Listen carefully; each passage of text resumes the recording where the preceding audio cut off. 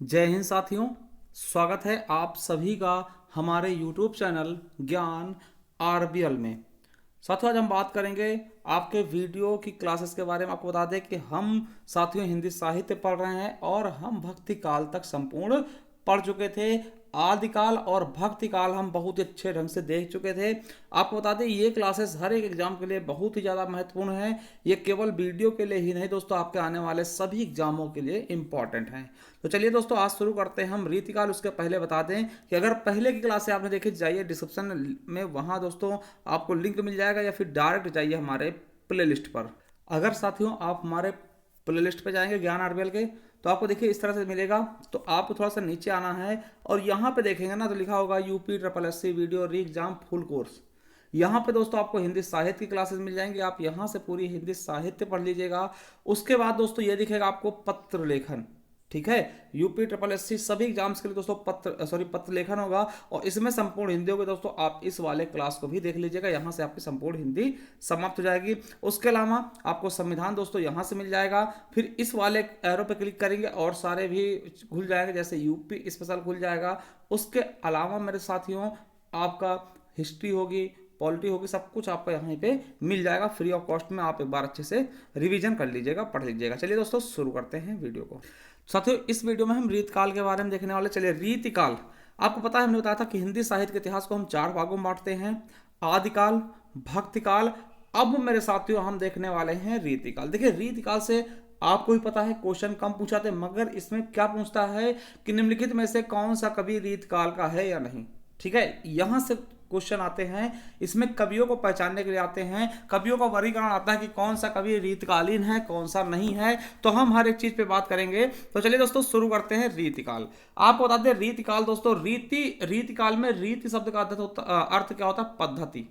आपको बता दें कि रस, अलंकार, गुण, ध्वनि और नायिका भेद आदि काव्यांगों के विवेचन करते हुए, इनके लक्षण बताते हुए रचे गए काव्य की प्रधानता के कारण को ही दोस्तों इस काल को क्या बोला गया? रीतिकाल कहा गया। ठीक है, ये चीजें आपको बस याद रखना है। अब देखिए रीतिकाल का नामकरण दोस्तों आपसे पूछा जा सकता है। ठीक है, कि रीतकाल को किसने रीतिकाव्य काल कहा? तो याद रखेंगे रीतिकाव्य किसने कहा? तो डॉक्टर जॉर्ज ग्रियर्सन ने। वही जॉर्ज ग्रियर्सन ने दोस्तों जो सबसे पहले क्या किया था, इन्होंने काल विभाजन करने की कोशिश की थी।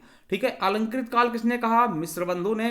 रीतिकाल नाम किसने दिया दोस्तों? आचार्य रामचंद्र शुक्ल जी द्वारा। श्रृंगार काल किसने कहा? देखिए आपसे पूछेगा कि रीतिकाल को श्रृंगार काल किसने कहा? तो आचार्य विश्वनाथ प्रसाद मिश्र द्वारा। और रीतिकाल को कला काल किसने कहा? तो डॉक्टर राम शंकर शुक्ल द्वारा। अंधकार काल किसने कहा? त्रिलोचन ने। ठीक है, चलिए अब दोस्तों इसके प्रवर्तक के बारे में दोस्तों आपको बता दें कि रीतिकाल के प्रवर्तक के बारे में विद्वानों के मतभेद। जैसे कृपाचार्य, देखिए कृपाचार्य प्रवर्तक, ठीक है, कृपाचार्य को मानते हैं। इनकी रचना क्या है? रचना काल क्या है दोस्तों? 1541 है ना, कालक्रम की दृष्टि से इनको माना जाता है। और केशवदास को दोस्तों मानते हैं। ठीक है, डॉक्टर नगेंद्र कहते हैं कि केशवदास है, किसके वजह से? कि इनके रचनाकार व्यक्तित्व की समृद्धि के दृष्टि से। और चिंतामणि को मानते दोस्तों कौन? रामचंद्र शुक्ल, ये अखंड परंपरा चलाने की दृष्टि से। चलिए ज्यादा इंपॉर्टेंट नहीं है, इसको मत याद रखिएगा। हाँ ये याद रखिएगा दोस्तों कि रीतिकाल को कितने भागों में बांटते? तो 3 भागों में बांटा जाता। देखिए रीतिकाल का विभाजन रीति को आधार मानकर 3 भागों में बांटा गया: रीतिबद्ध काल, फिर रीति सिद्ध काल और रीति मुक्त काल। कितने काल हैं दोस्तों? रीतिकाल को हम 3 भागों में, जैसे हमने देखा दोस्तों भक्ति काल को हम पहले 2 भागों में बांटते हैं।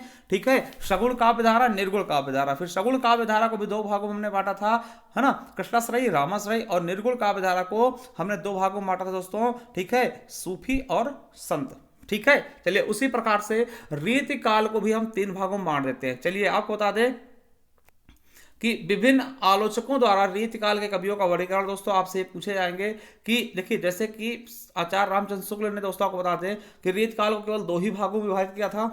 ठीक है, रीत ग्रंथ काल और अन्य कवि। इस तरीके से दोस्तों इसमें 57 कवि, और बाकी चीजें आपके लिए ज्यादा इंपॉर्टेंट नहीं है। आपसे हाँ ये चीजें आपसे पूछी जा सकती है कि कौन सा कवि रीतकालीन है ना। जैसे हालांकि विश्वनाथ प्रसाद जी ने दोस्तों मिश्र जी ने कैसे बांटा है? तो रीतिबद्ध में केशवदास जी को, सेनापति जसवंत सिंह, मतीराम, देव, भिखारी दास और पद्माकर को रखा। और रीत सिद्ध में दोस्तों किसको रखा? बिहारी दास को। बिहारी दास से बहुत क्वेश्चन बनते हैं कि कौन सा रीतिकालीन कवि हैं, तो बिहारी दास उसमें जरूरी होते हैं। तो बिहारी दास जी रीतिकालीन कवि होते हैं ना। और रीत मुक्त में दोस्तों शेख आलम, घनानंद ठाकुर, रसखान और बोधा और द्विजदेव। दोस्तों ये सारे नाम आपको याद रखने हैं कि रीतकालीन है। आपसे इनके बारे में ये नहीं पूछे कौन सा रीत सिद्ध है, कौन सा रीत मुक्त है, मगर ये पूछ सकता है कि कौन सा रीतिकालीन कवि नहीं है, तो इनमें से जो नहीं होगा वो नहीं होगा।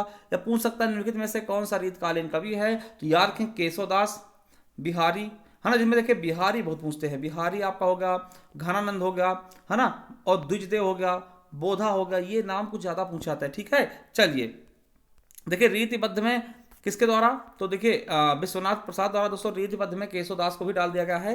ठीक है, याद रखेंगे थोड़ा सा, है ना। और दोस्तों बच्चन सिंह ने क्या किया, तो बच्चन सिंह ने दोस्तों इसे दो भागों में बांटा। पहला बद्ध रीति कवि थे, इनको भी दो भागों में, रीत चेती। दोस्तों ये आपको याद नहीं रखना, बस आपको ये सारे कवियों के नाम याद कर लेने एक बार कि ये सारे कवि क्या हैं, रीतिकालीन हैं। चलिए जैसे नगेंद्र जी ने क्या वाला, देखिए नगेंद्र जी ने भी इसको कई भागों में बांट दिया है, ये आपको इंपॉर्टेंट नहीं है, बस आपको वो कुछ कवि के नाम है उनको याद रखेंगे। ठीक है, चलिए ठीक है, तो देखिए ये चीज समझ में आ गया। चलिए ये अब कवि के नाम मैं आपको बता रहा हूँ, कुछ कवि उनके ग्रंथ कौन से हैं और आपको इनको याद रखना है। ठीक है, चलिए तो रीतकालीन, अब देखिए रीतिबद्ध काल में देखिए रचनाएं जो हैं, चिंतामणि। चिंतामणि दोस्तों ये आप कहाँ रहते थे, ये तो आपको बताती है शाहजी भोसले और शाहजहां के यहाँ, मतलब उनके दरबारी उनके आश्रय में रहते थे। ठीक है, और दोस्तों भूषण किसके यहाँ रहते थे, तो छत्रसाल जी के यहाँ और शिवाजी के यहाँ। मतीराम जहांगीर, ज्ञानचंद्र और भाव सिंह, है ना, कई जगह रहे हैं। और दोस्तों जसवंत सिंह क्या थे, स्वयं दोस्तों खुद ही नरेश थे ना, खुद ही राजा थे। सुखदेव मिश्र हो गए रायबरेली के। ठीक है, देख सकते हैं दोस्तों। और देव के ना बारे में रखे दोस्तों, देव पूछा था। और भिखारी दास और पद्माकर सिंह, दोस्तों ये सब क्या हैं, ये सभी के सभी रीतिकालीन कवि हैं। ठीक है, और आपको बता दें आचार्य रामचंद्र शुक्ल ने चिंतामणि त्रिपाठी को रीति काव्य का प्रवर्तक माना, कहा कि ये रीत काल क्या हैं, प्रवर्तक हैं। ठीक है, अब देखिए भूषण दोस्तों, जो आपको पता होगा भूषण के बारे में आप जानते होंगे, जो कि वीर रास के कवि हैं। वो दोस्तों चित्रकूट के सोलंकी राजा रुद्र के यहाँ दोस्तों रहते थे। ठीक है, उनको दोस्तों उन्हीं के द्वारा दोस्तों भूषण की उपाधि दी गई थी ना। देखिए भूषण की उपाधि किसने दी, तो सोलंकी राजा रुद्र ने। ठीक है, इतना याद रख लेंगे आप अपना, ये सब चीजें याद रखें। देखिए मतीराम के कुछ, हाँ मतीराम जी के दोस्तों ग्रंथ हैं कुछ, जैसे फूल मंजरी, रसराज और ललित ललाम, दोस्तों ये आपके लिए इंपॉर्टेंट है। ठीक है, ये चीजें आपको याद रख लेनी है। चलिए अब दोस्तों रीतिबद्ध के देखिए, रीतिबद्ध कवि उनके ग्रंथ कौन कौन से हैं, तो दोस्तों ये आप याद रखेंगे, जैसे कि मतीराम का मैंने बताया, ललित ललाम हो गया, थोड़ा सा पूछ लिया जाता है। और व्रत कौमुदी, ललित ललाम, ये कई बार पूछ लेता है। जैसे जसवंत सिंह हो गए, इनकी भाषा भूषण हो गया, है ना, ऐसी चीजें। सुखदेव सिंह हो गए, ज़्यादा इंपॉर्टेंट है। देव दोस्तों, देव भी ज़्यादा इंपॉर्टेंट है नहीं, फिर भी आप इनको देख लेंगे। भिखारी दास हो गए, पद्माकर होगा। हाँ भूषण के लिए मोस्ट इंपॉर्टेंट दोस्तों, भूषण को तो आपको याद ही रखना है, इनकी रचनाएं बहुत बार पूछी गई हैं। तो शिवराज भूषण, शिवा बावनी, छत्रसाल दशक। ठीक है, तो भूषण जी की आपको रचनाएं याद रखना है, आप किसी की याद रखें चाहे न रखें। देखिए भूषण जी की शिवराज भूषण, शिवा बावनी, छत्रसाल दशक। ठीक है, और दोस्तों इनको जरूर याद रखेंगे। ठीक है, चलिए अब देखिए ये चीज़ें, बहुत सी चीज़ें हैं जिनको आपको ज़्यादा पढ़ना नहीं है। ठीक है, हाँ अब देखिए रीति सिद्धि में जैसे बिहारी दास, हाँ अगर कोई रीत काल का और कोई इंपॉर्टेंट दोस्तों, बिहारी दास सबसे इंपॉर्टेंट है, तो इनके बारे में हम जरूर पढ़ेंगे। जन्म मृत्यु ज़्यादा इंपॉर्टेंट है नहीं। जन्म स्थान गोविंदपुर, दोस्तों पिताजी का नाम केशव दास था। और गुरु नरहरदास, गुरु याद रख लीजिएगा। ठीक, किसके यहाँ रहते थे, महाराजा जयसिंह के यहाँ, आपको पता है। और बिहारी सतसई, देखिए ये आपसे क्या पूछेगा कि गागर में सागर भरने का काम किस कवि ने किया, दोस्तों आप बताएंगे बिहारी लाल। ठीक है, इन्होंने दोस्तों केवल इनकी एक ही रचना इन्होंने लिखी, बिहारी सतसई, और दोस्तों ये समझ लीजिए कि हिंदी साहित्य में अमर हो गए। याद रखेगा, आपसे पूछ सकता है किस कवि ने दोस्तों मात्र एक रचना से ही पूरे साहित्य में अपना नाम कमा लिया, और दोस्तों वो कौन हो गए, बिहारी लाल। इन्होंने कौन सी रचना लिखी, बिहारी सतसई। ठीक है, अब देखिए आचार्य रामचंद्र शुक्ल ने बिहारी लाल को रसवादी कवि माना है। ठीक है, और याद रखेंगे कि श्री राधा चरण गोस्वामी ने बिहारी को पीयूष वर्षी मेघ की उपमा दी। और आपको बता दें ग्रेडसन ने क्या बोला कि यूरोप में बिहारी सतसई के समकक्ष कोई रचना है ही नहीं। ठीक है, ये चीज भी आपको याद रखेंगे। और आपको बता दें कि बिहारी सतसई का संस्कृत में अनुवाद किसने किया? पंडित परमानंद ने श्रृंगार सप्तशती के नाम से किया। और उर्दू में दोस्तों अनुवाद किसने किया बिहार सतसई का? मुंशी देव प्रसाद ने गुलदस्त बिहारी के नाम से। ठीक है, चलिए दूसरे कवि ब्रंद हैं, तो ब्रंद का पूरा नाम वृंदावन था। ठीक है, मेडवे में इनका जन्म हुआ था। इनके पिता रूपश्री थे दोस्तों। ठीक है, और 12 मासा इनकी रचना याद रखेंगे, 12 मासा हो गया। ठीक है, चलिए अब दोस्तों और अन्य कवि जो हैं ये देख सकते हैं। और रीत मुक्त के दोस्तों अन्य कवि कौन है? तो रीत मुक्त के बारे में बात करूं तो आलम हो गए। आलम आपसे पूछेगा दोस्तों कि निम्नलिखित, हाँ, आलम की जो रचना है दोस्तों माधवानल काम कंदला। दोस्तों आपको पता है सुदामा चरित, ये इंपॉर्टेंट है। उसके बाद दोस्तों घनानंद दोस्तों बुलंदशहर में इनका जन्म होता और ये किसके यहाँ आश्रय जाता थे? मोहम्मद सारंगीला पर्यों के। ठीक है, इनकी रचना इश्कलता दोस्तों, इश्कलता, वियोग बेली और बिरह लीला दोस्तों ये कभी बार पूछ ले जाते हैं। तो घनानंद हो गए। बोधा जी हो गए। बोधा का पूरा नाम क्या था? बुद्धसेन नाम था दोस्तों, वास्तविक नाम बुद्धसेन था। और ये पन्ना के राजा, देखिए एमपी के राजा खेत सिंह के यहाँ ये रहते थे। और इनकी रचना है बिरह, वारिस या फिर इश्कनामा। द्विज दोस्तों, द्विजदेव क्या थे? अयोध्या के महाराज थे। ठीक है, इनकी श्रृंगार लतिका और श्रृंगार बत्तीसी ये रचनाएं हैं। ठीक है, तो ये चीज़ें आप समझ गए होंगे। अब एक बार मैं आपको और दिखा दूं दोस्तों कौन कौन से कवियों को आपको याद रखना है। आपसे पूछा जाएगा निम्नलिखित में से कौन से दोस्तों आपसे पूछेगा निम्नलिखित में से कौन से रीत काल के कवि हैं दोस्तों। तो ये सब नाम याद रख लीजिएगा।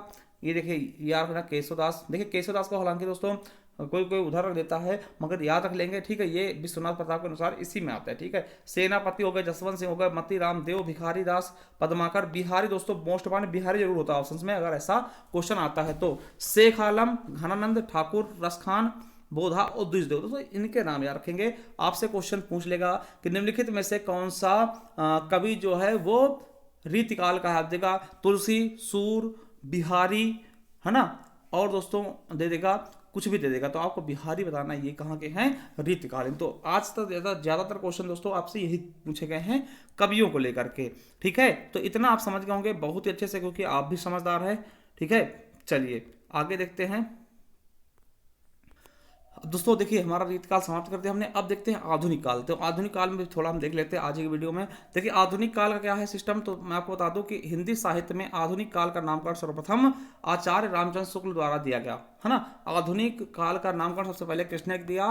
आचार्य रामचंद्र शुक्ल द्वारा। देखिए एक थे रेनेसा, नवजागरण या पुनर्जागरण शब्द का सबसे पहले प्रयोग प्रसिद्ध फ्रांसीसी इतिहासकार मिशेल सेट ने 19वीं शताब्दी के पूर्वार्ध में किया था। ज्यादा इंपॉर्टेंट है नहीं।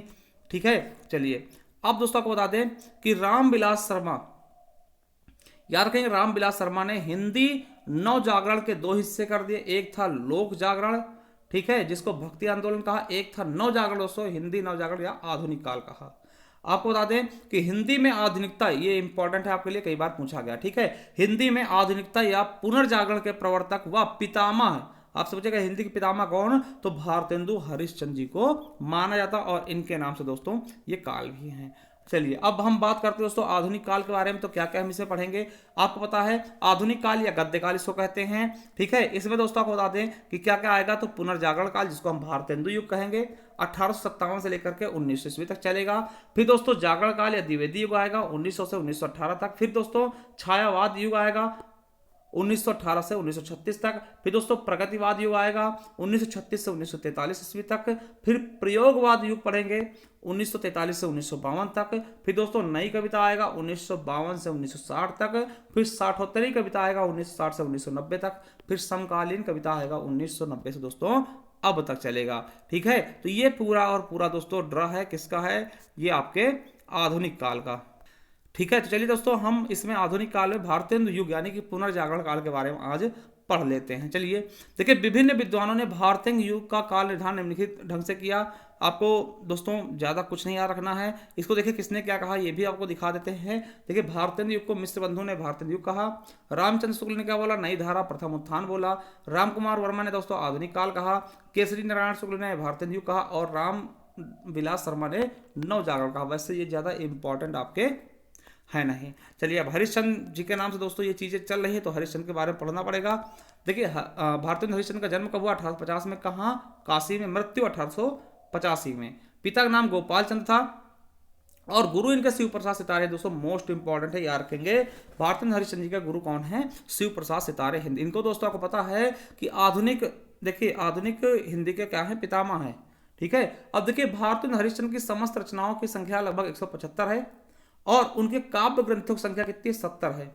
इनके काव्य संग्रह निम्नांकित है, जैसे कि भक्ति सर्वस्व, प्रेम मालिका, कार्तिक स्नान, प्रेम सरोवर, प्रेम माधुरी, याद रखिएगा प्रेम सरोवर, प्रेम माधुरी, सत्सई श्रृंगार, वर्षा विनोद, विनय प्रेम पचासा और फूलों का गुच्छा। क्या दोस्तों? फूलों का गुच्छा हो गया। ठीक है, प्रेम फुलवारी, कृष्णचरित, दान लीला, उर्दू का से आपका बंदर सभा दोस्तों इंपॉर्टेंट है, विजय वल्लभी, प्रिंस ऑफ वेल्स के पीड़ित होने पर जाती है कविता, सॉरी, जाति संगीत और नए जमाने की मुकरी, श्री राम लीला। ठीक है, तो ये याद रखेंगे। अब देखिए इसके अलावा भारतेंदु कृत विजयिनी विजय वैजंती शीर्षक दोस्तों कविता मिस्र में भारतीय सेना की विजय पर लिखी गई थी। और इसके अलावा मेरे साथियों भारतेंदु ने पैरोडी, स्यापा, गाली, लावनी आदि शैलीगत रूपों में भी कविताएं लिखी, जैसे कि आपको बता दें बंदर सभा है दोस्तों, ये पैरोडी में लिखी गई है। उर्दू का स्यापा या स्यापा में लिखी गई। और समधिन मधुमास दोस्तों, गाली जो आपको पता होगा, आप जाते हैं ना कहीं बारात में दोस्तों तो महिलाएं देती वो चीजें, समधिन मधुमास। ठीक है, और प्रातः समीरण में दोस्तों प्यार किया है और सो वर्षा विनोद लावड़ी है। ठीक है, तो ये चीज आप देख सकते हैं। अब देखिए भारतेंदु युग के दोस्तों कवि के बाद बात करते हैं, बद्री नारायण चौधरी है दोस्तों। ठीक है, बद्री नारायण चौधरी, इनके बारे में मैं बात करूं दोस्तों, इनका जन्म मृत्यु ज़्यादा इंपॉर्टेंट है नहीं दोस्तों, इनकी रचनाएं भी हमारे हिसाब से कुछ ज़्यादा इंपॉर्टेंट है नहीं। मैं महिमा, ठीक है, बद्री नारायण चौधरी, हाँ पूछ लेंगे इनका पूरा नाम क्या है, तो इनको बद्री नारायण चौधरी प्रेम घन भी कहते हैं। क्या बोलते हैं? प्रेम घन, ये याद रखेंगे। ठीक है, प्रेम घन के नाम से कौन है? बद्री नारायण चौधरी। ठीक है, अब प्रताप नारायण मिश्र दोस्तों, ठीक है, इनकी रचना है प्रश्न, प्रेम पुष्पावली, मन की लहर और लोकोक्ति शतक हरगंगा। ठीक है, चलिए अब दोस्तों यहाँ पर अंबिका दत्त हैं, है ना, और ठाकुर जगमोहन सिंह है, राधा कृष्णदास है, ये सभी दोस्तों किस युग के हैं? तो भारतेंद्र युग के। ठीक है, तो दोस्तों यही था, ज़्यादा इनमें आपको याद भी नहीं रखना है जो हो गया। अब दोस्तों कल वाले वीडियो में हम पढ़ेंगे क्या? आपका द्विवेदी युग के बारे में। ठीक है, उसके पहले बता देखिए ये पीडीएफ आप कहते हैं ना इसको यूट्यूब पर डाल दो, टेलीग्राम पर देखिए भैया ये पीडीएफ हमारी पेड है, या हम टेलीग्राम पर नहीं डालने वाले। इसके अगर ई बुक चाहिए तो आप हमसे परचेस कर सकते हैं। ठीक है, बाकी देखिए जीएस के हम सब डाल रहे हैं, मगर दोस्तों ये हिंदी के हम साहित्य की हिंदी की आपको पीडीएफ हम नहीं दे सकते क्योंकि हमारी पेड है, हमारी मेहनत है। ठीक है, चलिए दोस्तों आपको बता दें कि आप इसको कैसे परचेस कर सकते हैं अगर करना चाहते हैं तो। आप देख सकते हो दोस्तों ये हमारी ई बुक है, तो आपको अगर लेना है दोस्तों तो आप इस नंबर पे देखिए सब कुछ इसमें देखिए जो पढ़ा रहे हैं, इसके अलावा बहुत कुछ होगा इसमें। आपको सभी प्रकार के पुरस्कार होंगे, कभी उनके उपनाम होंगे, जन्मस्थान होंगे, रचनाएं होंगी और हिंदी साहित्य का इतिहास होगा। अगर आप इसको परचेस करना है तो दोस्तों परचेस कर सकते हैं किस नंबर पर? 7905419251 पर दोस्तों, गूगल पे, फ़ोन पे, पेटीएम कुछ भी करके दोस्तों स्क्रीनशॉट भेज कर हमसे ये ई बुक प्राप्त कर सकते हैं। ठीक है, और ये हिंदी सामान्य हिंदी की भी है दोस्तों। आपको बता दें कि हमारी 4 ई बुक हैं, एक हिंदी साहित्य की, ठीक, सामान्य हिंदी की और हिंदी भाषा का पत्र लेखन की। जो भी चाहिए आप ले सकते हैं। फिर से मैं कहूँगा दोस्तों जाइए हमारे डिस्क्रिप्शन में, वहाँ लिंक मिल जाएगा, वहाँ जा करके आप अच्छे से क्लासेस ले सकते हैं। थैंक यू, धन्यवाद।